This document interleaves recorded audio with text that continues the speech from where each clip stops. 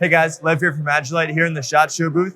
I want to show you a couple of our new pieces of gear for 2024. So first of all, we have the Micromap. The Micromap over here is a pouch designed to fit a hydration pack, specifically our Sappy-shaped 3-liter Hydro Pack bladder.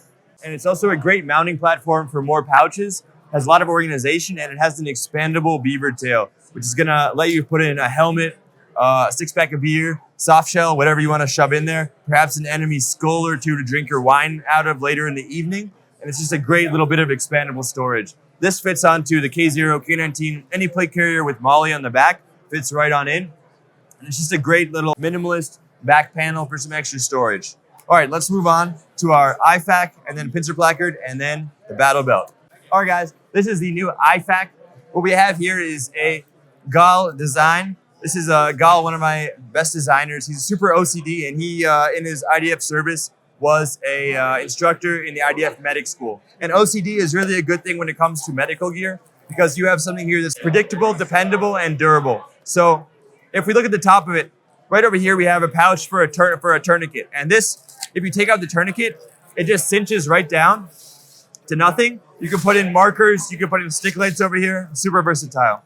Over here in the front, we have 2 slits that are a great spot. As you can see over here, it's a great spot to put in trauma shears, fits right in, ambidextrous. Okay, for the opening of it, you simply grab one of the tabs, lift, and pull. Now, this is ambidextrous, obviously, and the advantage here over an elastic IFAK would be that no matter what you have in here, if this is stuffed full to the brim, or if it's empty, it's gonna perform exactly the same when you release it. So that's the pouch. Looking at the internal organizer, you have obviously a very organized section over here that has 4 individual pockets and an extra spot over here for a decompression needle or for a Sharpie. Now, these pockets are great because they separate and compartmentalize all of the gear. So if you pull one thing out, everything isn't going to fall out on the floor. If you need to get up in a hurry, just grab it, put it together, shove it in your pocket, and you're good to go. So that's the IFAK.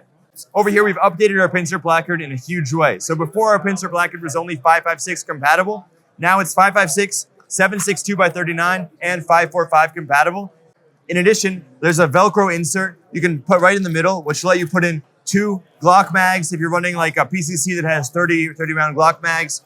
You can move it over to the side if you want to put in some thicker magazines like this one, and it lets you basically run the same placard on your kit and take out your regular magazines, put in PCC magazines for training, and then switch back afterwards with very little effort. So how did we get it to run 762x39 magazines? So AK magazines and also Galil magazines have this really obnoxious bump over here that's really dangerous, absolutely destroys nylon goods. So we armored the shit of the inside of our pouch. It's super protected. You can still re-index your AK magazines with one hand. You can take them out, you can put them back in. Super easy, super stable, and it's protected throughout. It works just as well still with 556 magazines. And now the Pincer placard is more durable than ever. Again, it still comes with your G-hooks and your Swift clips. It's height adjustable. It'll fit on whatever plate carrier you want to run it in. And of course, it's compatible with the front admin pouch. Here we have our Magnetics Battle Belt. So the Magnetics Battle Belt is a culmination of a long design process based on trying to solve some of the key pain points in the market and adding in some of the nicer features that people are looking for.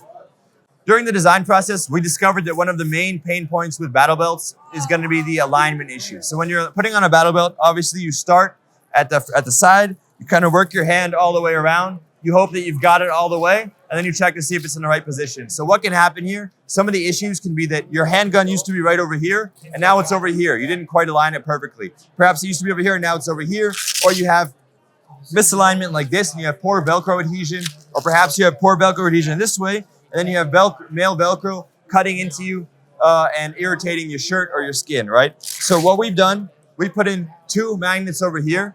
There's 2 magnets in the back. When you go to click it on, it just clicks right on, and then you're attached to the belt. So again, you just take it, click it on, and then you're good to go. Take it, click it on, and you're good to go. So that solves the alignment issue vertically and horizontally. And then all you have left to do is close up that little bit of area left in the sides. Over here in the front, we had another issue we wanted to solve, which is lack of real estate. Because with a lot of battle belts, as you expand it to its full size capacity for each size jump, basically you have a larger and larger section of unavailable real estate, which is just plain webbing. So over here, we've laser cut this to be laser cut curve webbing, which in addition to giving stiffness throughout the front of the belt, also leaves you with a larger area that you can still molly through. So here on a traditional belt, this would all be empty real estate for me. Here I can molly here, here, and here. I have 3 extra molly segments. So no matter what size you make the belt, you're still gonna have enough room to molly. Another pain point was excess strap storage. So we've solved that in a couple of ways. One, our excess strap goes through the middle of the molly, which means you can molly over it and around it. 2, we have sections of stitches where you can cut after it and then burn it to get rid of excess strap. And 3, it has Velcro on it, which means you can roll it up if you want and use a little bit of Velcro one wrap to get rid of it and keep it wherever you want.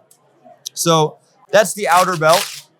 Let's talk about the inner belt for a second. Another big pain point was that inner belts of battle belts are they're not serious enough. They're very flimsy. Perhaps they're just a Velcro overlap like this, or maybe they have a small G-hook. Basically, they're not belts you can everyday carry and really wear with confidence. So we decided to beef up our inner belt. We have a couple of features here that no other belts have. So let's talk about it.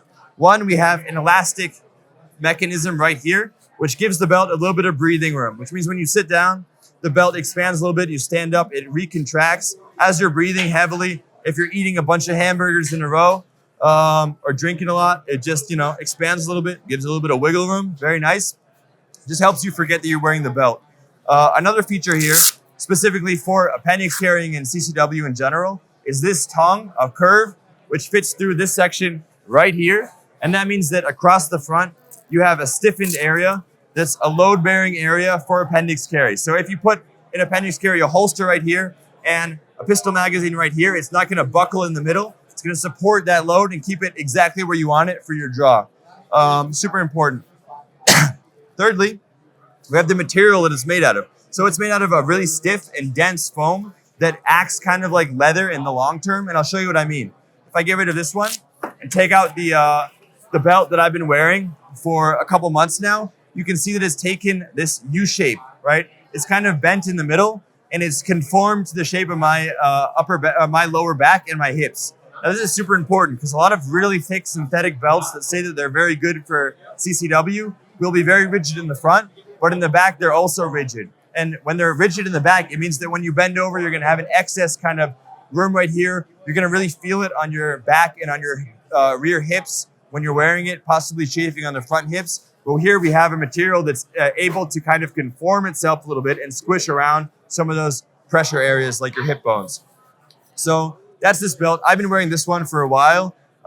In Gaza, actually, I've been wearing it as a soldier, along with the outer belt where I have a general purpose pouch, a frag grenade pouch, a pistol pouch, a tourniquet pouch, and then my handgun.